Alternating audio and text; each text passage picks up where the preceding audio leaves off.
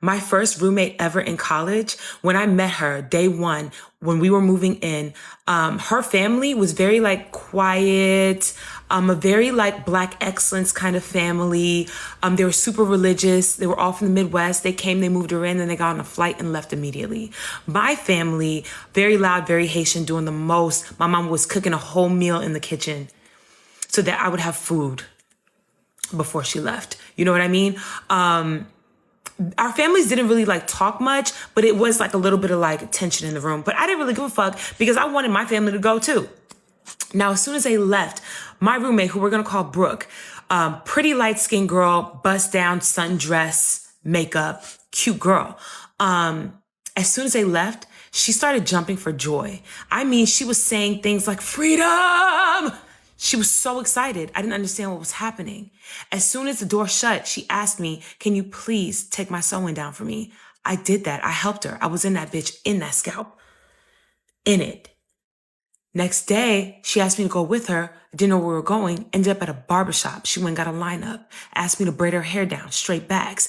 Miss Mamas was transitioning into a full-blown stud. Turns out her family, super duper religious, hated the LGBTQ, and she couldn't be free to be herself. So you know what she did? She packed her things. She got a scholarship and she went to the land of the lesbians, Atlanta, Georgia. And that's where she met me. I loved it. I was there with her through all the major steps. We went to the mall, got her boy clothes, stopped at the Spencer's, got her some silicone action figures. It was a whole thing. I was very happy for her. Almost immediately, she had women on her body. On her body. She transitioned from looking like Saweetie to Lil Fizz from B2K. She was out here really racking them up, stacking them up. I was happy for her. It was like seeing a baby bird fly out of a nest, you know, and never waver once, just go straight to the sky. It was beautiful, you know? Things started getting complicated when she fell in love with my best friend. Said best friend, completely straight woman, gorgeous girl, fat old ass. I understand why she fell in love with her. I did, but it was like a Nikki Parker kind of love, a Steve Urkel kind of love, just like always, just like a nuisance and just like always throwing the most energy towards her. And I think she got off on the rejection because everywhere else, there was no rejection. There was no rejection. You know what I mean? I don't know what snapped, but one day things just went left. We were hanging out in our apartment one day and she was like, hey, where Bestie at? And I was like, I think she's just leaving class. She should be back in the building because we live in the same like dorm building. She just lived a few floors underneath us. She was like, she should be back. Or I was like, she should be back in maybe like 30 minutes. She said, period, say less. I'm gonna go play a prank on her. And I told her, please leave her alone. I always did. She never listened. It's fine though. Y'all are grown. She leaves the apartment, maybe like 2 hours go by. It was a minute goes by. I don't hear nothing from her or Bestie. I hear at the door, it's my roommate. She is white as a sheet, y'all. I'm talking brawny, all right? She is foaming at the mouth. I see her run straight to the kitchen sink. She starts spitting like she's gonna throw up. Traumatized. I say, what's going on, baby girl? What's happening? She tells me that she went to my friend's room, knocked on the door. The roommate was leaving to go to class herself. She let her in because she told her, hey, I just left something. I'm gonna go grab it and leave. She knows her. She sees her all the time. She trusted it. She got into the room and she immediately snuck up under my bestie's bed and hid there. She said that she was waiting for her to come into the room so she could jump out and be like, ah, I love you. Mm-hmm. Ah, weird. So when she does this, a few moments later, my best friend really does come into the room, but she's not alone. No, Bestie bagged her a man. She brought her little boo thing into the room and they wanted to get a little quick smash bam boom in before the next class. My roommate was up under that bed the entire time, y'all. I'm talking the middle beam of the bedpost was just tapping her forehead with every stroke. You know? Oh my God, I know that hurt. She was getting surround sound of my best friend saying this man's name. Just surround sound. I know it's bouncing off them brick walls. Woo! Woo! Yeah. I understand why she was about to throw the fuck up. Now, she comes back, she tells me this. She expects me to empathize with her. I don't. I'm pissed. Why the fuck would you do that? So I tell her, I'm gonna tell my best friend. She said, well, no, you can't tell her. Yes, I'm gonna tell her. Why would I not tell her? I did it. She didn't like it. It is what it is. You gotta get over it. I'm a girl's girl. That's my best friend. I'm gonna let her know. Things get even more complicated because now she hates this man. She refuses to let him into our apartment. We have kickbacks often. It's people, it's cards, it's liquor, underage drinking. I know. Sue me. I'm sorry. Don't be like me. Clearly. And one day he shows up. She tells him he gotta go. I tell her, you gotta relax. It's my apartment too, and he can stay. And she says, all right, say less. Walks away, comes back in, has a taser in her hand, hits me with the zoom zoom in front of my face like she's gonna tase me. And now I have to fight you. It's a whole kerfuffle. We don't actually fight. People separate us. I tell her she's doing too much. You need to relax. Like, girl, I know you think you're in love with this girl, but she's straight. And you got hoes. Go deal with one of them. Girl, what the fuck? Didn't work though. She was dedicated and she was in love. So after that, I became public enemy number one to her. And she started doing all these things to get me to leave. She literally told me, she was like, you gotta move then. If you gonna keep inviting him into this apartment, then you gotta go. And I said, I'm not going anywhere. I paid my half of this apartment. I'm not leaving anywhere, right? So she starts doing things like not cleaning. The kitchen sink was literally growing its own ecosystem. It was insane. The whole apartment smelled like feet. I was out here just putting capfuls of Fabuloso into it every day because I refused to wash them because they were all her dishes. I was washing my dishes in my bathroom sink. She was blasting music every day at like 7 a.m. Wake my ass up. She had all her little studly dudley friends in the goddamn living room at all hours of the day and night, but thinking it was going to intimidate me. I'm not scared. I'm not afraid of these girls. It literally looked like the cast and crew of B5. What the fuck they gonna do? Break dance me to death? Girl, bye. And they was all trying to fuck me too. So I'm not gonna lie though, it started to get to me. It did. It started fucking with my head. And I called my mama one day because I was like tired. The music was too much. All of it was just too much. And I'm telling her that I don't know if I can do it anymore. And I might have to leave or like downgrade and move into one of those apartments where it's like 2 people to 1 room. And I hated that because I paid the extra money for this, but it was too late to get a refund. So my mom is like trying to give me her godly advice because she a God-fearing woman of God. You know what I mean? My auntie though, who's also in the room, that's my dog. Y'all done heard a few stories about her. That's my dog. Y'all want to talk shit about her all y'all want to. That's my dog. She says, Mindy, I'm going to tell you exactly what to do. When we were in there moving, her family was looking at us crazy when we were speaking Creole. They don't know Haitians. They clearly only heard the rumors. When I told them that we were Haitian, they gave me a crazy ass look like they think we beheading chickens and shit. So I was like, oh, girl, what? And I told her, oh, they're really religious. She was like, that's perfect. I'll tell you exactly what to do. Go to Target. It was a Target down the street, not because we fuck with Target like that. I know this was years ago. Relax. She tells me, go to Target. She said, get some candles. I don't care what kind they are. They could be scented. They could be birthday candles. They could be pillar candles. It don't matter. Get you some candles. Make them white. She said, line them up, light them up. Get a piece of paper. Do some scribble dibble on that shit. It don't gotta mean nothing for real. Place it in front of it. Turn on some gaga music. And just sit there till she come out and don't do nothing. Just sit there. I said, okay. I did it. Literally, just like she said. And I'm sitting there in the living room. I press play. It's blasting loud as fuck. I'm going to insert the music here.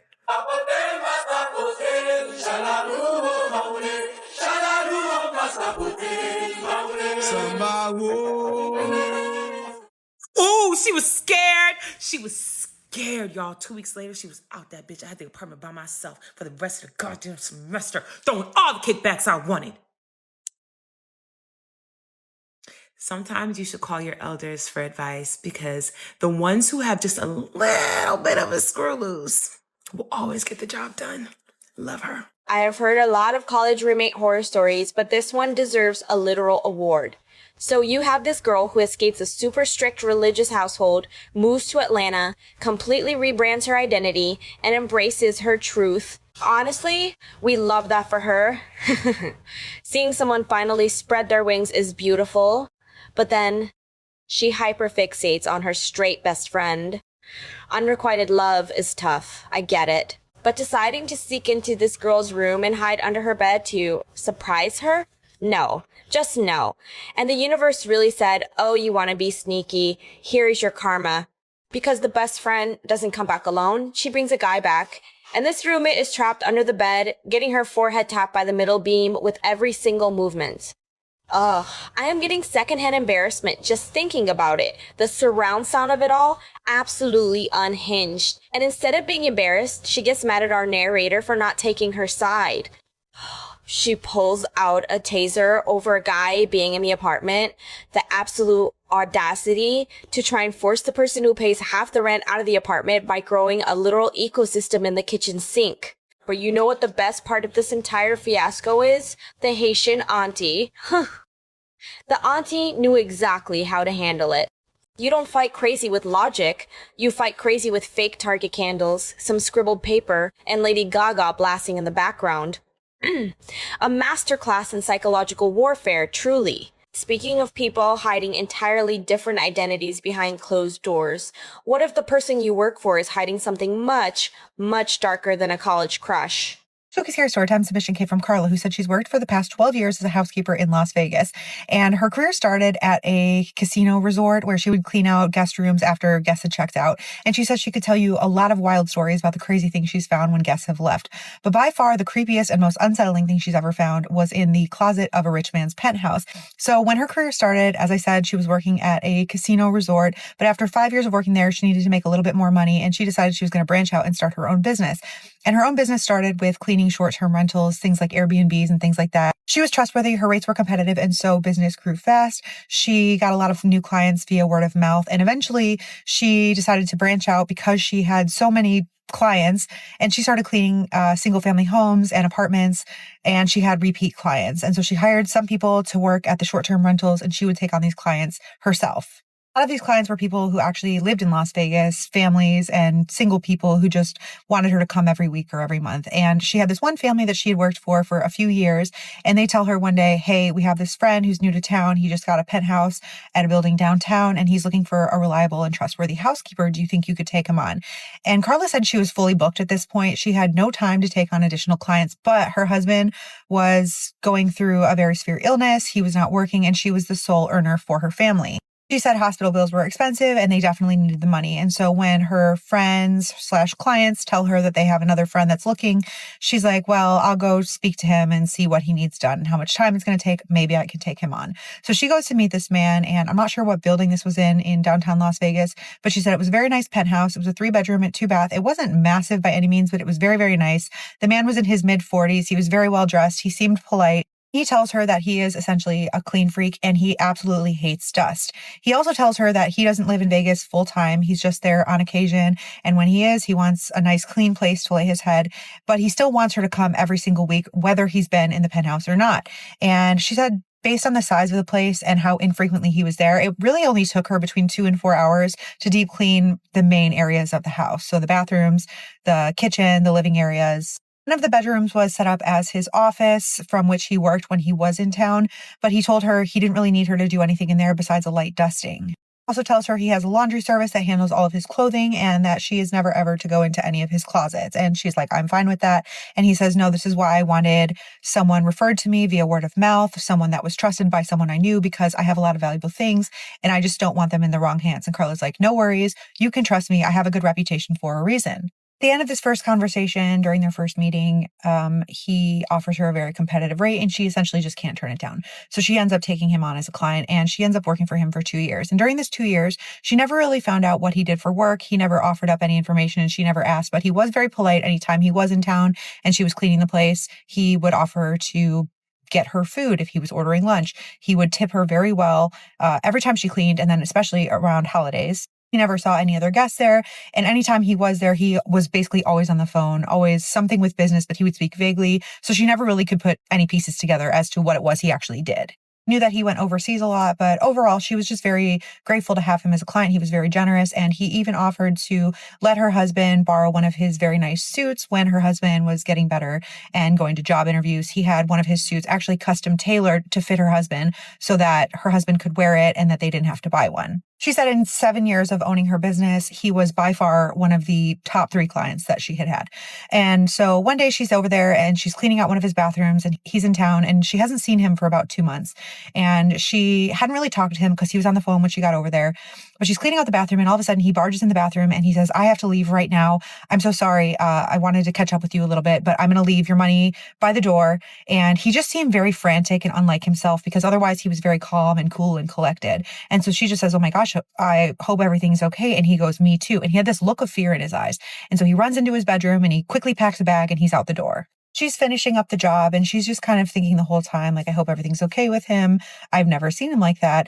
And as she's almost done, there's a knock at the door and she answers and it's the laundry service. I'm not sure if this was like in-house or if this was an outside service, but regardless, they drop off some of his dry cleaning and she takes it in and she's just thinking, I'm going to put this away for him.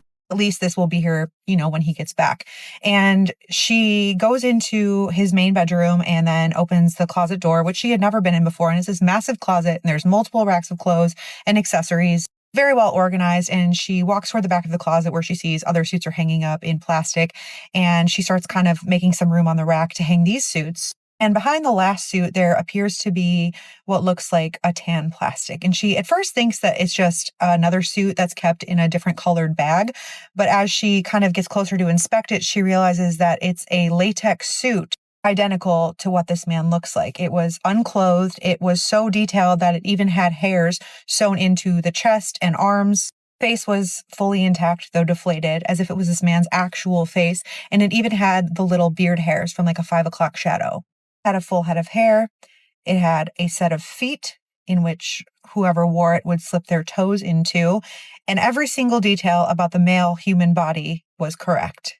If you know what I mean, there were pockets for the arms and for the fingers and for everything else. Everything appeared to be a perfect match to this man, besides the eyes and the mouth and the little nostril holes, which were just empty sockets. Said, I've never seen anything like it. I was so shocked. I jumped back and then I had to get a closer look. So I went up closer. I touched it. It felt like it was made of some kind of thin rubber, maybe latex, but it was so thin that it was almost translucent.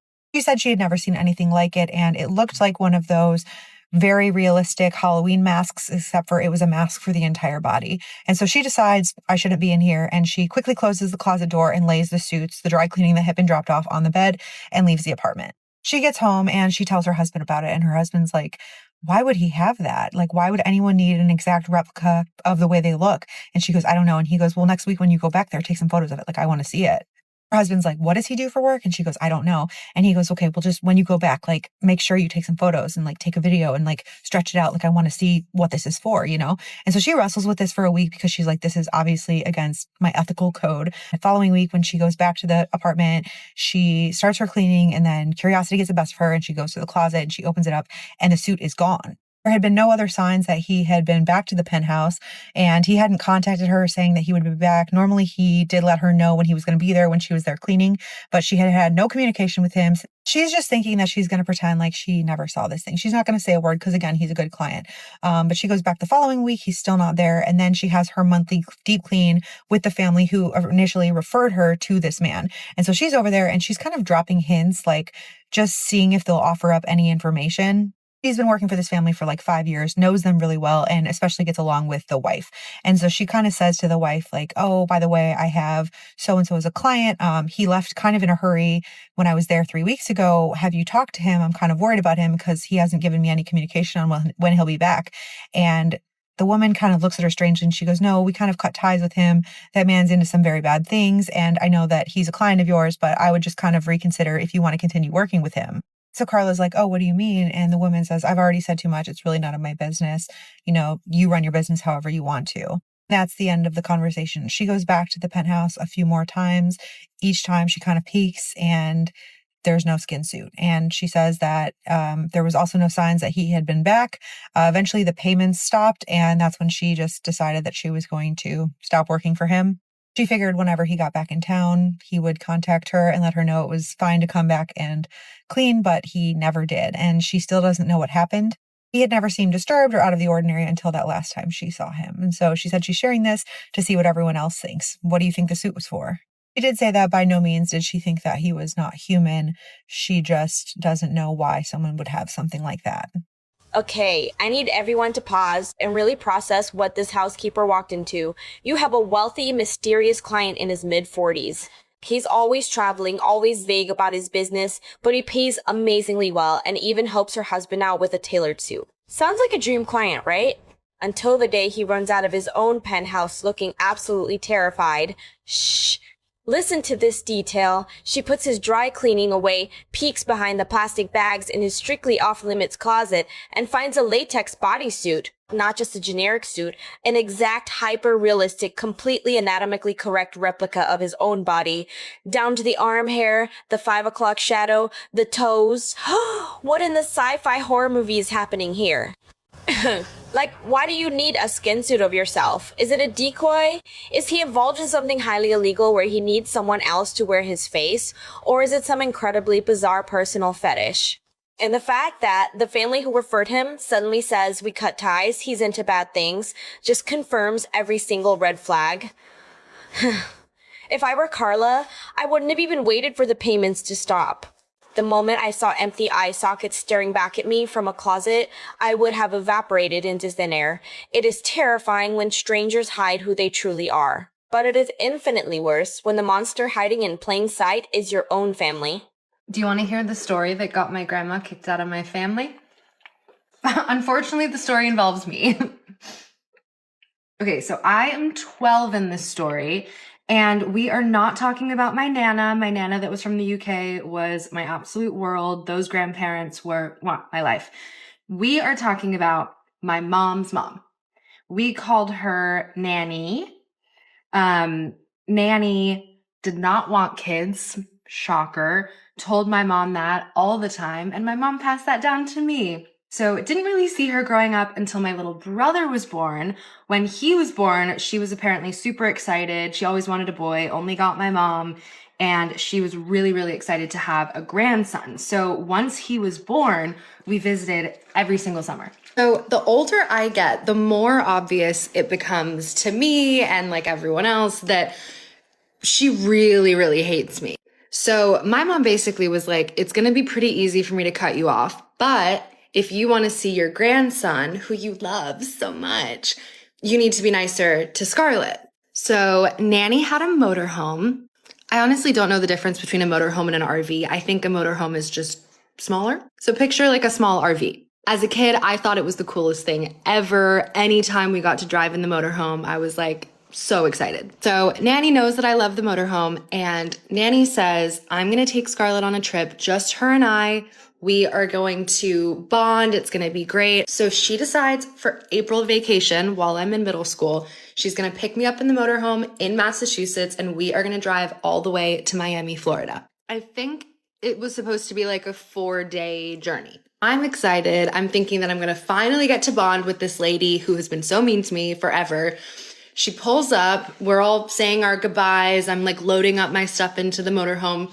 I'm thrilled. As soon as we start pulling away, she says, all right, little bitch, here's how it's going to go. She's like, this is my bunk. That's your bed. I don't want to hear back talk. I don't want sarcasm. You are seen, not heard while I'm driving. I pick the music, like all these little kind of my house, my rules vibe. My mom's parents are divorced, shocker. And she has been a single lady forever. Like she never remarried, but she's always dating someone. Like Nanny always has a date. Basically, she was like, we are going to be making several stops. Like each state that we cross, I have a date. And you're just going to hang out in the motorhome. I'm like, oh, okay. Kind of thought we were going to spend time together, but whatever. She says, I don't believe in banks. So don't go rummaging around in the motorhome because there's stacks of cash.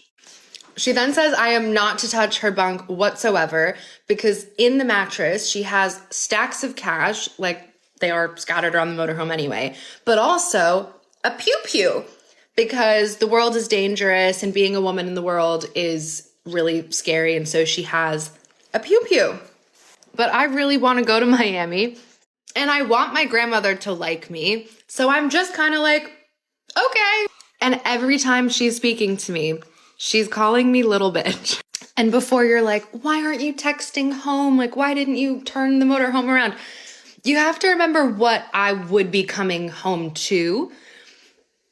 Like, it wasn't much better at home. And in my 12-year-old head, at least this trip, it's not that different to home, but I'm ending up in Florida. Like, that was exciting.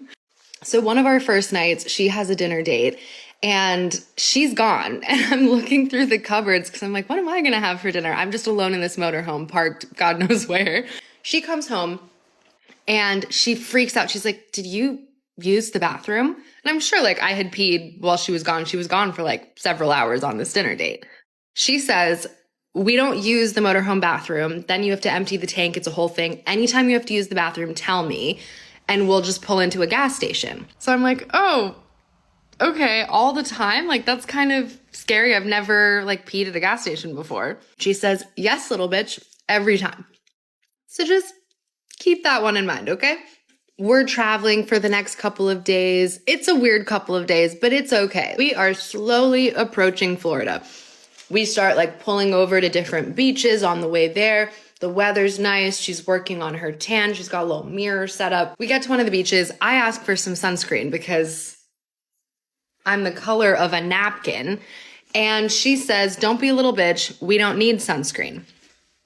I for sure do. So, of course, I end up with horrifying burns all over my body. I don't know the degree of what it was, but there were blistering and bubbles. It was awful. She goes on and on about how dramatic I am and my skin is just as dramatic as me and blah, blah, blah, little bitch, little bitch. So my poor little burned body can barely sleep because of all of the blisters. And every time I would move, it would like get stuck to blankets. It was bad. I'm crying. I'm complaining. Then it's like obviously really upsetting Nanny because she already thinks I'm a little bitch. And now I'm being a little bitch about it. She was furious.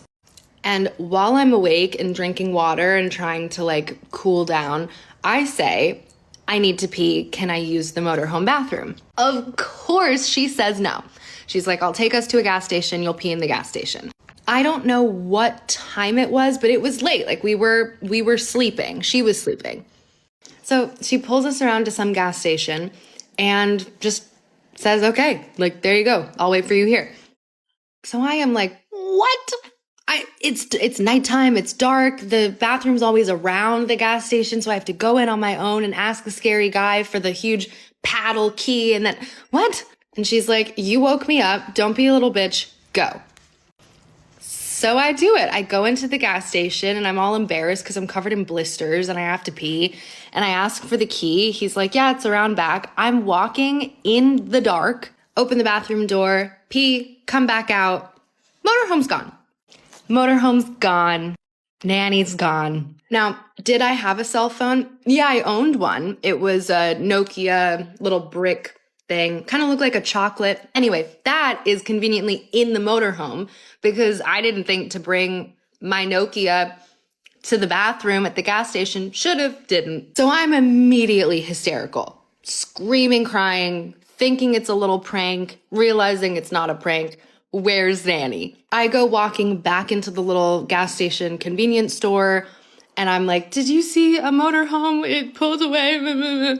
He has no idea what I'm talking about. I ask the gas station guy, can I use the landline? And I call my house and I'm like, Mom, Nanny did this and she's only calling me little bitch and I asked for sunscreen and I'm covered in burns and she left me at this gas station. I'm like going off. So my mom is like, what the actual F? Like, no one can do that to my kid except me. So she's like, I'm going to get off the phone so I can call her so that she can come pick you up because there was no other way to get her back to me. So my mom calls the gas station back. She's like, the trip's canceled. Your grandma's going to pick you up and drive you straight to the Miami airport. You're coming home. And I'm like, okay, thank you. The state of Nanny when she pulled up, I swear I could see smoke coming out of her ears. She was so upset. You little bitch, I went on one very quick date. What's a couple hours on your own at 12?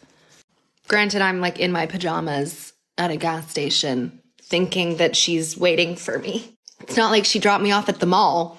But yeah, I guess she got some kind of booty call that she decided to message while I went into the gas station on my own and just thought that I would be fine. So it was a very quiet drive to the Miami airport. Don't know how far away we were, but she dropped me off straight there. I had never been through an airport on my own before, so I asked if she would walk me to security. She's like, yeah, fine, whatever, okay. So we are just kind of looking straight ahead, not acknowledging each other. I'm exhausted. She's pissed. And by the time I get to security, I realized that she had turned around at some point. She was not there anymore. And we never spoke again. This one actually breaks my heart. You're 12 years old. You already know your grandmother resents your existence just because you're a girl, which is a toxic generational trauma issue on its own. But she suddenly offers to take you on a road trip to Miami. As a kid, you think, finally, this is my chance to bond. She's going to love me. And the second the doors close, the mask falls off. Calling a child a B word repeatedly, making her sit in silence, refusing to let her use sunscreen out of pure spite so she gets blistering, painful burns. Ugh. That is not just mean, that is intentional, calculated abuse. But the gas station incident is where this crosses a massive legal and moral line. She forced a burned, exhausted 12-year-old to go into a strange gas station alone in the middle of the night, and then just drove away. Because she got a text from a date. Can you imagine the sheer panic of walking out and seeing the RV gone? Thank God the narrator remembered a landline existed and called her mom. The mom handled it perfectly by forcing that woman to bring her back, but the damage is done. Dropping her at airport security and just turning your back? Good riddance. Some DNA connections are just not worth keeping. Sometimes the things we build with our own hands are ripped away from us just as cruelly as the trust we place in others. And the real world doesn't care about your feelings. It cares about the paperwork. Hey everyone, this is not my normal content, but I wanted to update you on a few things, including why I had to change my business name, and hopefully this video helps somebody else going through this, or maybe I can get some advice. About 3 weeks ago, I woke up and realized that my Facebook page was gone. It has over 250,000 followers. I've had this page for over a decade, and it's taken a lot of time to build that community. So obviously, I am freaking out. I assumed that maybe I was hacked, but I contact Meta, and after hours of going back and forth, I am told that there was a report made due to intellectual property, trademark infringement, and I should have received an email within the last 24 hours so that I can appeal it. I can't find an email, and the Meta person I was speaking to says, well, check your junk mail. Maybe it's there. In my junk mail, I find an email from the third party who made the report, and this email was sent to me a few days prior. The email, they are demanding that I take down everything with the name Sweet Tooth, including my social media handles, my websites. Apparently, they have the trademark, and they've had the trademark since 1983 for the Sweet Tooth and Sweet Tooth, which covers confectionery, bakery, a few other things, I believe. So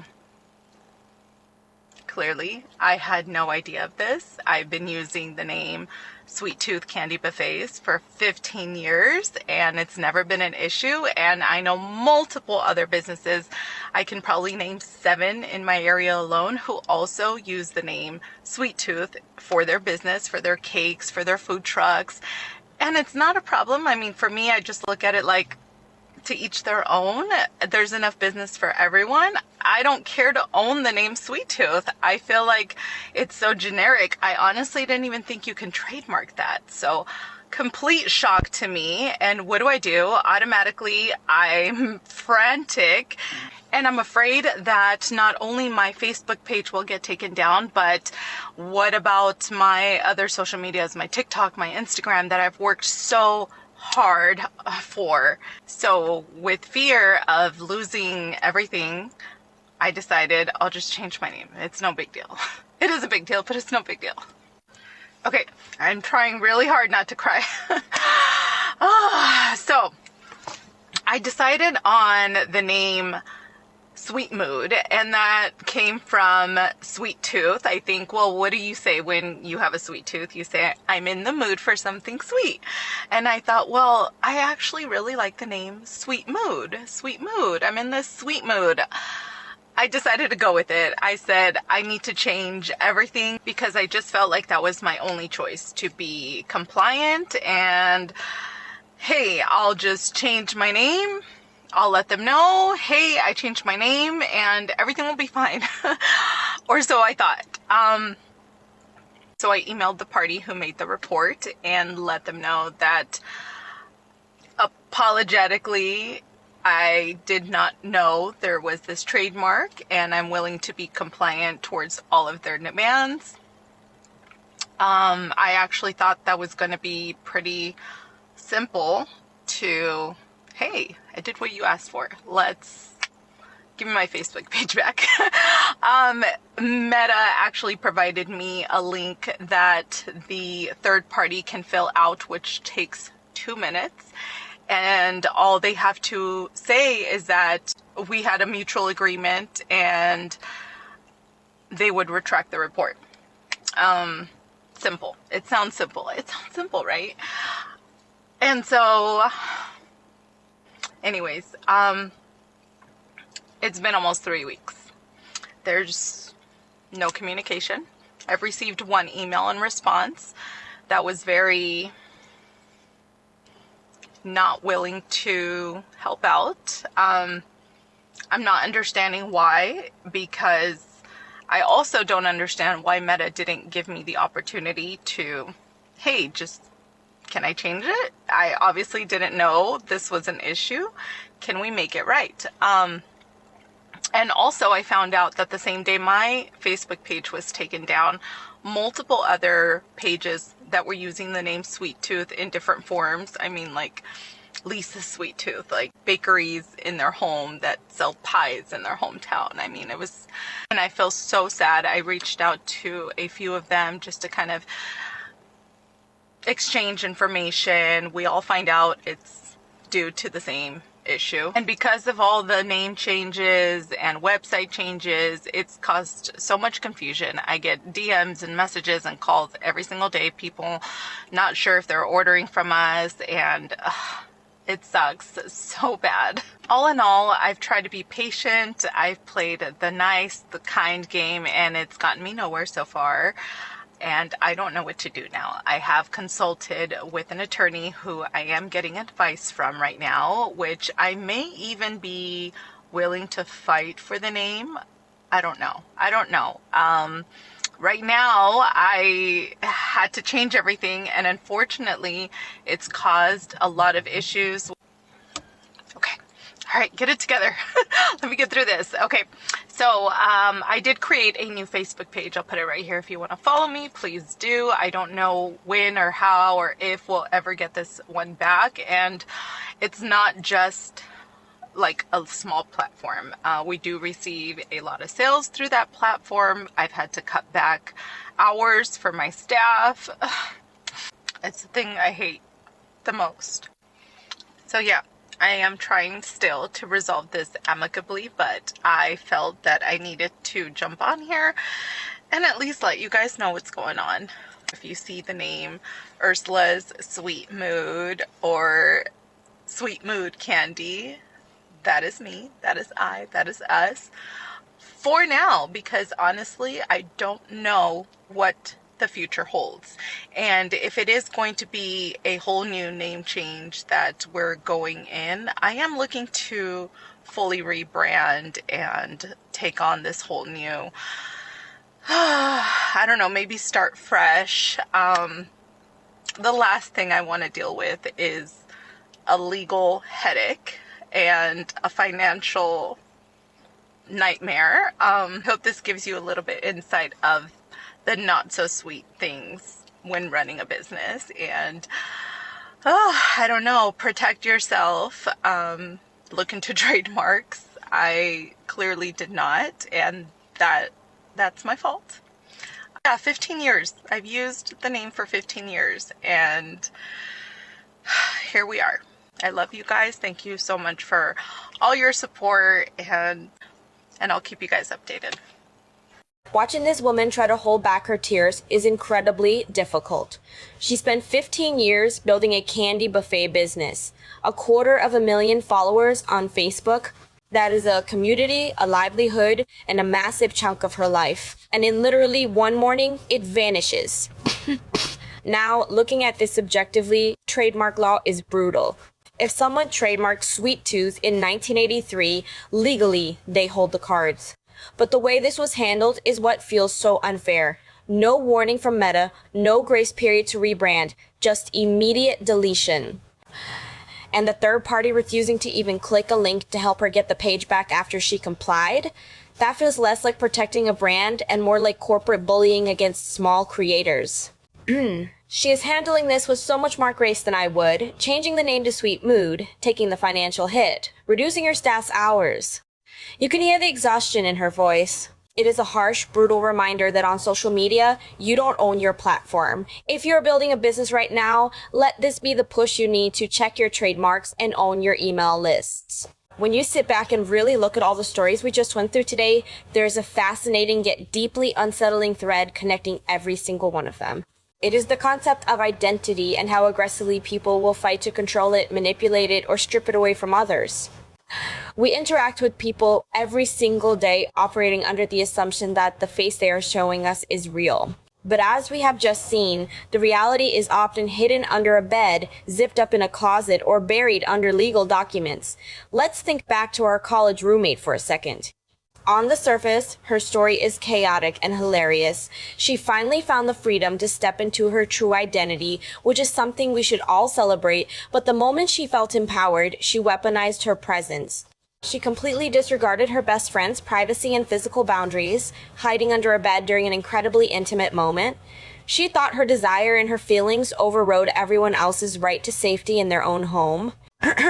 It is a wild reminder that sometimes when people finally take off the mask they have been forced to wear by society or their family, they don't necessarily become better people, they just become louder versions of who they always were.